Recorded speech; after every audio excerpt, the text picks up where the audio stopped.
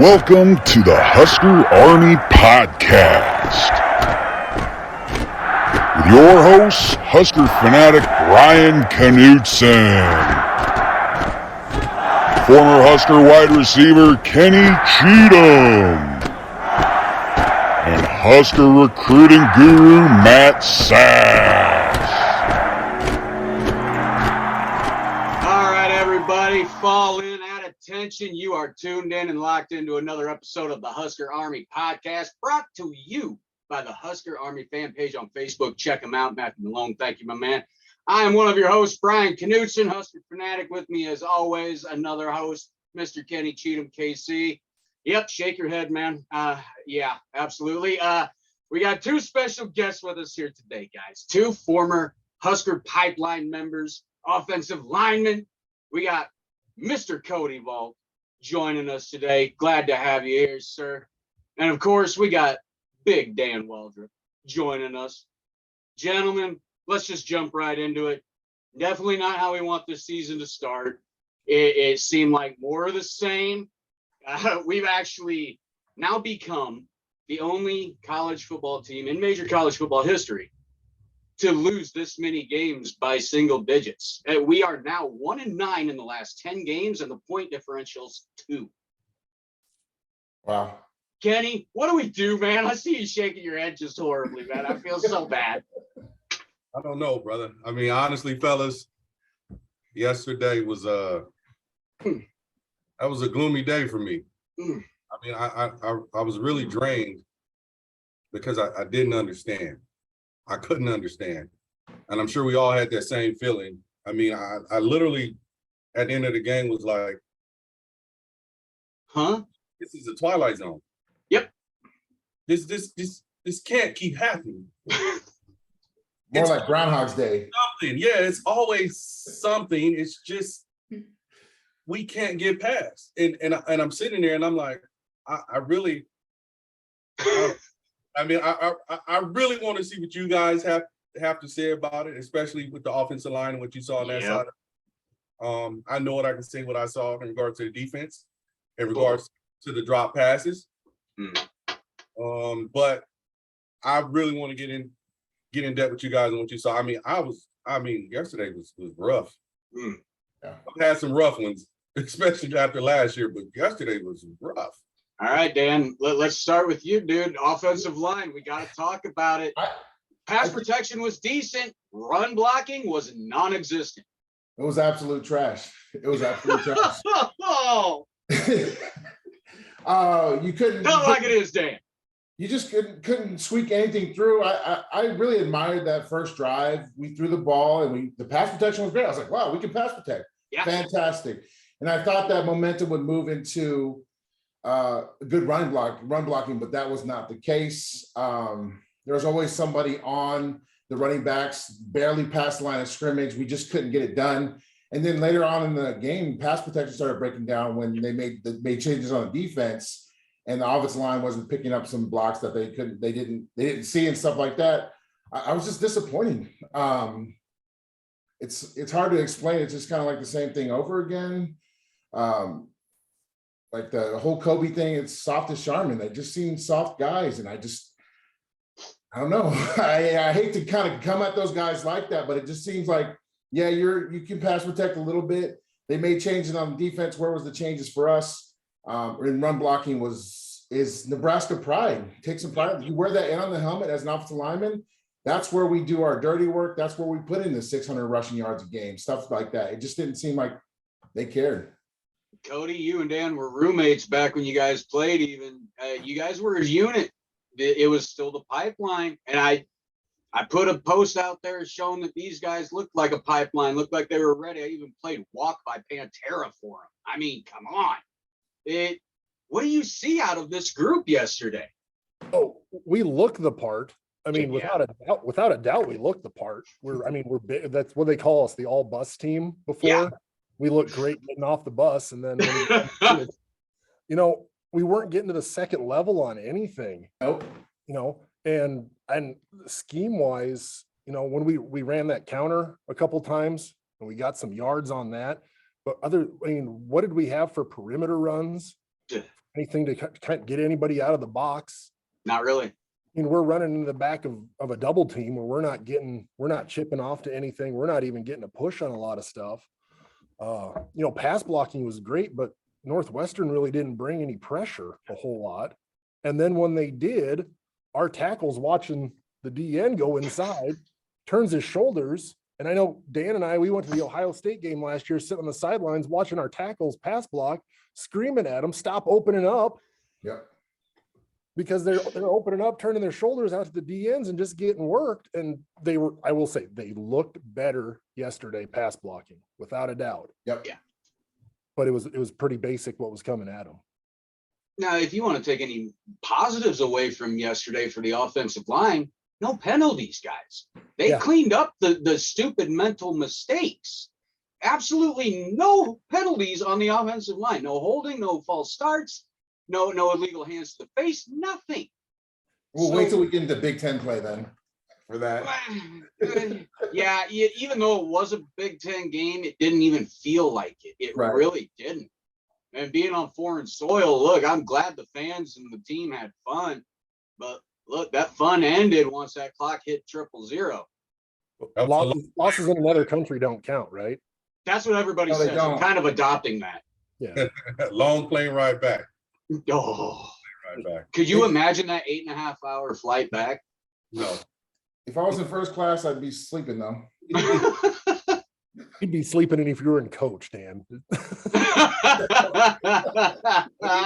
me tell you, I couldn't imagine that flight coming back with how it went down, because just think how we felt with our little 2.5 hour flight coming back from the 1996 Arizona State game where we got goose egg. Yeah. Complete silence and everyone was asleep. So I can imagine that flight. What is it, 10 hours, 8 hours or so? 8.5 hours just back to the States. Knowing that you blew a game. Yeah. 2 11-point leads. Yeah, we blew the Arizona State game because we didn't show up. But imagine a game that you had to lead and you just flat out blew it. We might as well bring up the bonehead call of the week. Possibly the boner award of the year. Scott calls an onside kick after going up, I believe it was 28-17. All momentum on our side. Yep. What the hell was he thinking? I don't like to question what Frost does. He's a head coach for a reason. I am not for a reason. But man, you've got experts just jaws on the floor. What are you doing? It's already enough that ESPN doesn't like us. And any choice that we make before game, after game, they will criticize us all the way. Yeah, it wasn't a good move. It wasn't, to me, it just wasn't right. But if he would have got it, we'd have been singing different praises. It's just the nature of something like that. If it works, you're praised forever. If it doesn't, you're cursed forever. So I don't know. I looked at the kicker. It looked like he kicked it right at the guy. And also maybe they saw a look that we didn't see, because we're not in the film room every day. We don't see what they're doing. Maybe they saw something. Maybe they were leaving and the coach was just on, hey, pay attention, could get a onside. I don't know.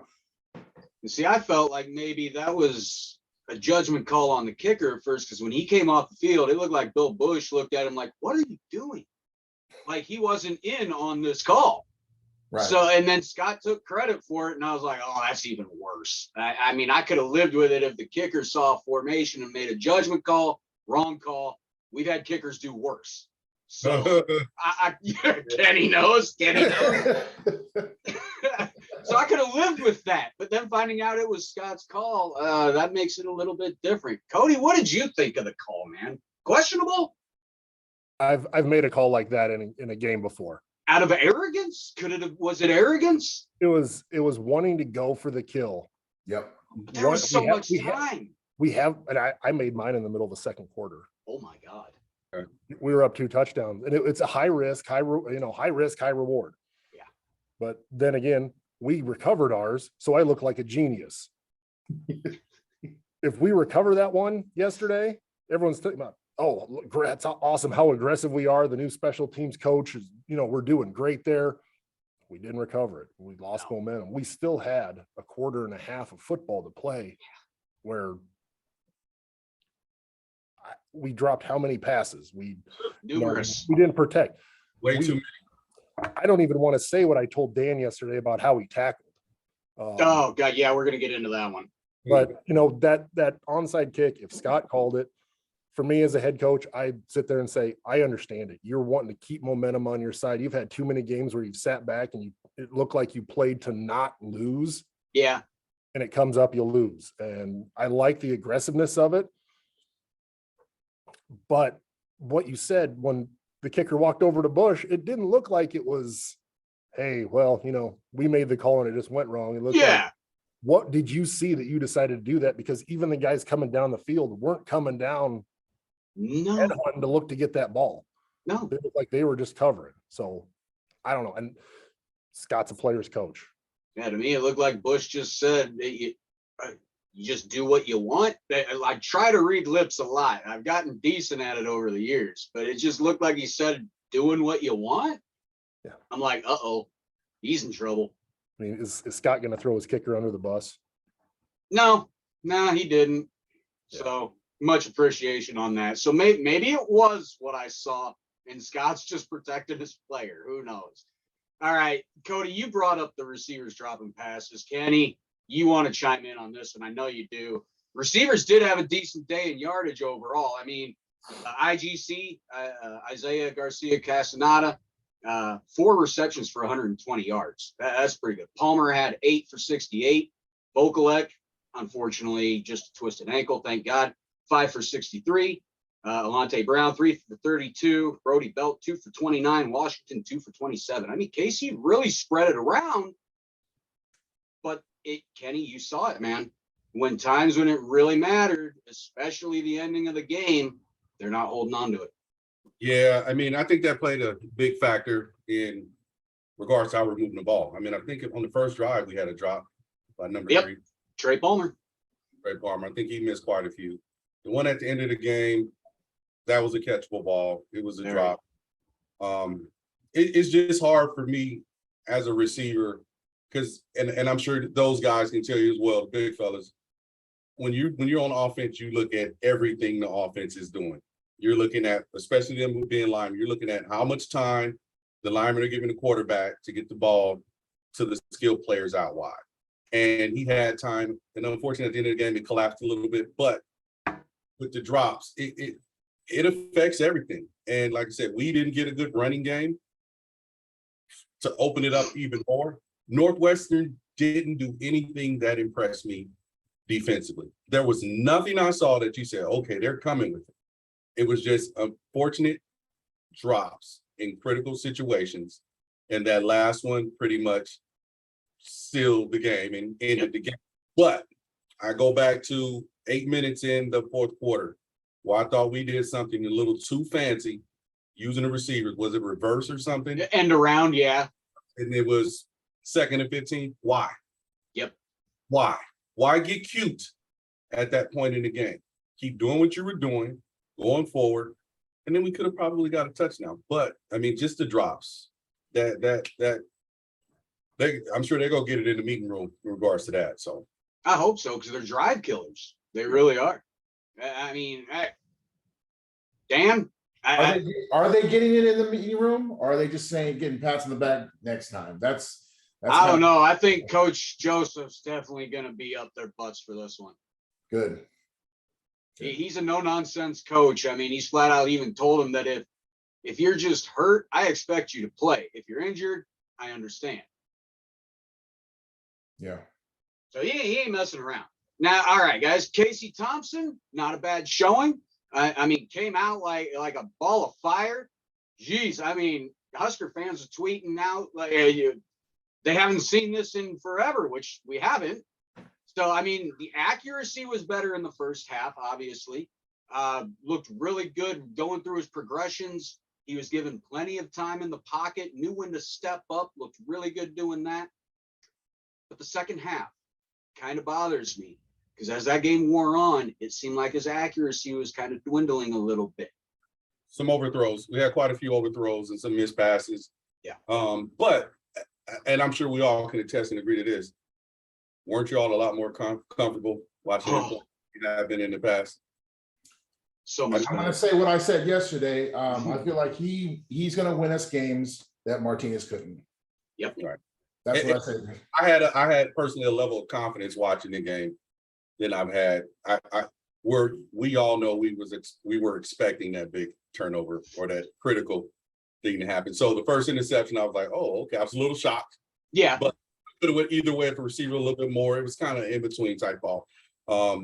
As a receiver, I'm gonna blame the receiver. That's just me. Did you stop your route earlier? Hey, you reach your arms out, to get that ball. You attack that. You're supposed to attack it. Stop it, Kenny. Just blame the O-line. That's how we did it. We didn't protect long enough. Yeah, so, I put it on that one. So which led to that in the last one. We know what it is, but I was much more comfortable watching him play than I had in the past. And that's no slight to Adrian. Adrian, I think, was a great quarterback. He just had his untimely turnovers and mistakes, but I felt a lot more comfortable watching him play. Yeah, I'm really comfortable with that guy. I'm excited to see what he does throughout the season. What about you, Cody? What'd you see from him? I loved how he could improvise a little bit. I mean, that one where he's scrambling around, comes around. I mean, held on to the ball for like 12 seconds. Turned into Patrick Mahomes for a little bit. He did. Fired it down and found the wide open guy. Yeah, I honestly I loved his composure. Even when there's a little bit of pressure, he didn't get happy feet. He stepped up, made throws. He missed on a couple, and it looked that fourth quarter we're not running the ball. It's all on the quarterback right then to make the throws because we can't make a living getting 1 yard at a time. Right. And so I don't know. It was frustrating to watch. Almost was one-dimensional and have to throw because we weren't getting any good runs except for the long one and the quarterback sweep. Yeah. I mean, outside of that, we weren't doing what Northwestern was doing to us. Let's get to that side. Yeah, like you said, Kenny, the running game wasn't really working, so we had to throw more. I mean, Casey was 25 of 42 for 355, 1 touchdown, the 2 picks, and unfortunately the second one being the costly one to pretty much ice it to Northwestern. But I mean, he put up some good numbers. Not making an excuse, just looking at a positive, looking at the bright side here. Look, 22 transfer players coming in, 22 new players. It's on both sides of the ball. First real game experience together. I'm not really going to push the panic button just yet. Not on the offensive side of the ball. I'm not pushing that panic button just yet. But no Ramir Johnson. What the hell? Not even a sighting. I don't get it. There's rumors. I'm not even going to bother feeding into that because there's absolutely no validity to it yet or not. But rumors as to why a few players did not see the field due to extracurriculars in Dublin, but can't confirm or deny. But no Ramir Johnson on the field. Could it have made a difference? What do you think, Kenny? I think so, especially with the swing passes that change your pace back, like we spoke about last week. But he wasn't there, and if it's the other stuff, you have to take accountability for what you do. It's not about you. We all know that. Every one of those guys can tell you that. That was preached to us from day one. It's not about you. It's about everyone else. Yep. Unity Council. It's not about you. It's about everyone else. Go to class. You not being available, you're not available to your teammates, regardless on and off the field. So if it's some other stuff and why they didn't play, that's on them. Shame on them. Damn right. Yeah, I absolutely agree. Man, I love it. All right, so I guess we'll move on to what a lot of folks are worried about, including myself. The defense, guys.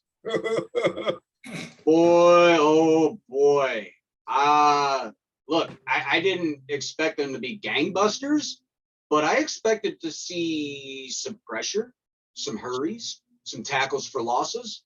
An interception would have been nice. Granted, they got the forced fumble. That was great. But wow, they need work. Boy, do they need work. They got stonewalled so bad it was ridiculous. They got to work. That offensive line outplayed them, and then they made it look easy. Like I don't consider Northwestern an offensive line university by any ways. There are some good players on the team, good offensive linemen, but they literally worked our guys. I was like, they are just standing up and taking those offensive linemen, and they're just putting them on skates and driving them back. Cody, what'd you see, man? Is that the type of defensive line you want to go against? I mean, is that you salivating for that? I would, the way they played. I mean, where was we got this big edge rusher, Mathis looking for Nelson. Yeah, Garrett looking, we got one pressure, really? I think if that. But then, how often did we blitz? Our linebackers, should be a strength of our team. And we couldn't tackle. We weren't getting pressure or anything. We weren't covering anything out in the flats. And if we were just sitting back trying to just keep something big from happening, but some of the holes their backs were running through gave me flashbacks to that 2000 Colorado game. Whoa. That wasn't a problem, though. Well, that was defense again. But I mean, our D lineman, I mean, it was, Northwestern's running Moses back there because we're just and it was frustrating to watch the missed tackles. And early in the season, yeah, okay, that's fine. But you're still football players who have been practicing for a month. Right, Kenny? Oh, Kenny will be back. I made Kenny mad. He ran away. He always comes back. But no, going on what you said, Cody, about the missed tackles, you're absolutely right. Even the commentators are bringing it up. They're swinging. They're just grabbing at air. It was bad. Hey, I couldn't believe it. And we were seeing it out of some guys that had the experience. Watching those linebackers that we have that are dudes. They are guys that we've seen make these tackles. Did JoJo last year just do that much stuff back there that it just elevated everybody else? That's what everybody's wondering. I mean, yesterday we had only 2 guys in double digits for tackles, and that was Luke Reimer and O'Shawn Mathis. Reimer had 12, Mathis had 10. But other than that, we had absolutely nothing else. No sacks, only 2 tackles for loss, and the forced fumble. That was it. Honestly, we have to give credit to Northwestern and Fitzgerald. I mean, he's a good coach, obviously. I respect the man. He's a good coach. It was 17 years now there. Yeah. I mean, it's Northwestern. Their expectations for football never really high, but I mean, he's kept them as a quality program, bringing dudes into one of the highest academic standard schools. Yeah. And doing what he's doing. I mean, honestly, you got to give them credit because their game plan, I mean, they got whooped last year against us. And so that they're going to sit back and then we're not running what we ran last year. So it's going to be different. And I mean, offensively, they're ready for us. 2 backs that we made look All-American. And that quarterback was just efficient. Yeah, very. I mean, mistake-free, and that's what you want. If your backs are getting yards, which ours weren't, quarterback's efficient, you should win the game. Yeah, I mean, Grant at least ran for 102 yards, but granted, I think he had 46 on that one burst. So, I mean, the rest of the guys didn't really churn out much. I think we ended up with only 110 total yards on the ground. I expected more out of Yant, just big bruising back. And, figured we get a little bit more out of him, especially when we're, short yardage situations, or if we're trying to go up the middle, get the big dude in there. But sorry about that. That's all right, Kenny. Dude, don't worry about it. We're just talking about the missed tackles, hugging at air and everything. That the good things that you offensive guys like to see from a defense. Yeah, absolutely. Hey, thank God. Thank God Northwestern couldn't complete a first down for a while. Oh man. I see all those missed passes and plays they missed. Mm-hmm. I mean, they were like catching the ball with no defender near them. Yeah. Lazy tackling to me. And right to run it back. Did you guys physically sit there like I did, with my face open, with the one time they were on about the 5 and the guy just like skipped in? Yeah. And everybody stopped. Stopped. I thought the whistle was blown. He just like at least hit the man while he's crossing the end zone. You see it? It was embarrassing. He like skipped, jog. Everybody just stood there taking tickets. What's going on? I'm like, is this the end of the Super Bowl with the Broncos? And they said let them score against Green Bay. Yeah. It's 11 minutes. Something on the clock. What's going on here? And that's the other thing is like you were talking about, Cody, with Fitz and what he did with a game plan. I believe with about 11 minutes left in that game, every possession they had, they did not attempt one single pass the rest of the game. They didn't have to. No, put it on our offense to win the game because they weren't doing anything in the second half. We couldn't run the ball. I mean, Fitzgerald's a defensive guy. He's a defensive coach. Yeah. Absolutely. If their offense isn't clicking, yeah, put it on their offense. Let's let our defense go out there and have some fun. They did. Yeah. Dan, look, man, I know you're on the offensive side of the ball, but you're still a football player first and foremost. You've got to have that type of motor no matter what side of the ball you're playing on. And to me, I didn't see that motor out of many guys yesterday. I saw a lot of hands on hips. I guess they didn't puke enough, guys. Yeah, that could be it. I guess they didn't throw up enough. But hey, Northwestern's offensive line coach said they only puked like 4 times. So, I mean.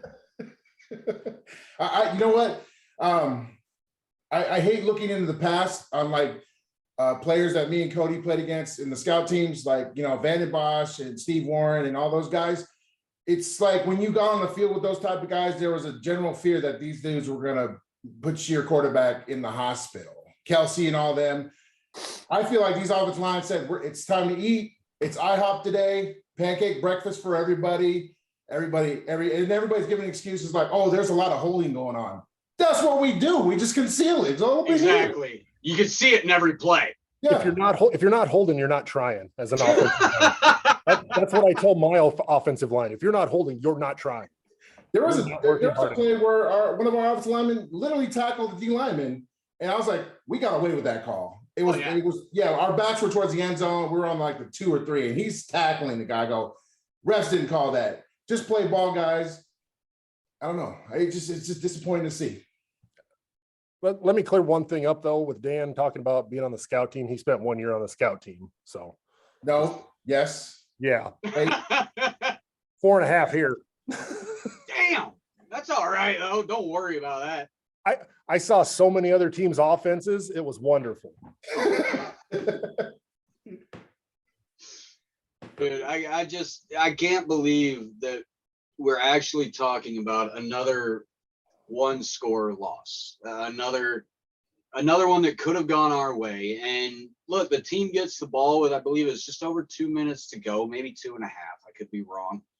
I'm guilty. I did not go back and watch the debacle. I just couldn't. I left it on the thumbnail for about 5 minutes thinking I got to watch this. And then I clicked on it and then clicked back off. I couldn't do it. It's on right now, but I'm not going to look at it. No. There's no reason to. It's not what we had planned. We definitely didn't see another loss like this coming. We definitely didn't see the trend still continuing. So here, before we run out of time, let's run through this real quick. Kenny, what do you think Frost has got to do to keep his job this year? Oh, I don't like to get into speculation about people in their jobs. You know, that's never my thing. But I would think we just have to win. And win and eliminate the silly mistakes. Like we said, the offensive line play, the penalties not being there, that was great to see, but make better decisions. Yeah. Trust your staff.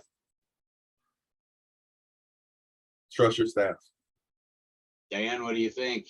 Is it just a bowl game? Or to me, honestly, I was being harsh when I tweeted it. I said, making the Big Ten title game may be the only way he saves his job. I think his fate was already sealed before the season. Ah, damn. That's just how I think it's because we were, me and Cody come from when Solis got fired. That was was that our senior year, Cody? Yeah. Yeah, we went 10-3. Yeah, when the curse started after they fired Solich. That's awesome. We were so just the way I think and the way we got burned like by that. That's just the way I think. I think it's already decided. Cody, what do you think, man? Is he going to stick around? You know, we have a tendency to fire 9-win coaches.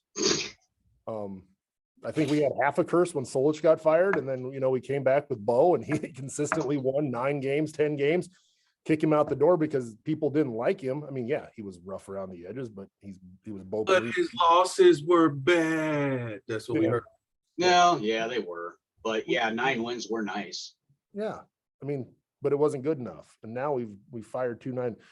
I mean, if Frost wins 9 games, are we going to go back? You lost in Ireland to Northwestern. No, I won't say that. Obviously we should win the next 2 games for sure. Oklahoma comes to town. Yep. If we lose to Oklahoma by 1 score again, we're gonna be like, we're terrible. No, you can't say that because they're right there. That's probably the game that we win. That's we beat Oklahoma. We're going to forget about Northwestern. Yep. I've gone to the coaches clinic down there. I've talked to Scott. I've talked to the assistants. Bill Bush is a Pender guy. I've talked to him when he's come back here. I like the staff. The stuff they're doing, I like. We don't know how to win. We don't go for the kill. You don't see that bloodlust to want to win the game anymore. That beast mentality. Yeah. Honestly, when we played down there, my redshirt year, there were dudes on the defense I was afraid of. Against Oklahoma? What? When we went to Oklahoma? No, when we were playing, there were dudes I was afraid of, not just Coach McBride, because I wasn't scared of that man. He'd put the fear of God in me the first time we interacted because he was yelling at me. But I'm getting tingles thinking about those days because you're right. I didn't want to go to practice to get wrecked. What's his name? EJ. Remember EJ? We were playing Texas A&M, and he wrecks me. He puts me on my back as a freshman. He gets up. He goes, "Yo, man, you got to watch my hips." I go, "You ran me over." You literally ran me over. But that fear made us better. But like you said, Cody, that bloodlust, that desire to win, the expectation to win, right? And I told you last night, Brian, I was like, these dudes come home with their NIL checks. Yep. I lost. I'm gonna go party and stuff. Suffer a little bit. Get those, have no money for a little bit. Grind. I don't know. I'll go on rants forever because it just doesn't seem like Cody said. There's that expectation we had when we won. If we walked in the house to Northwestern, we never even expected to lose to those guys. Right. Remember when we played with Northwestern in the Alamo Bowl? Those guys were running at us all day, talking. Got smacked 77-20 something like that. Yep.